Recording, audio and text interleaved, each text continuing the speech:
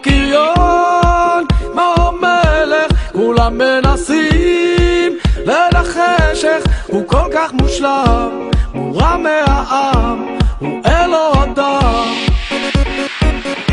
כולם מבקשות לגעת, כולם רק רוצים לדעת איך הוא מרשים את כל הנשים מגיל 50.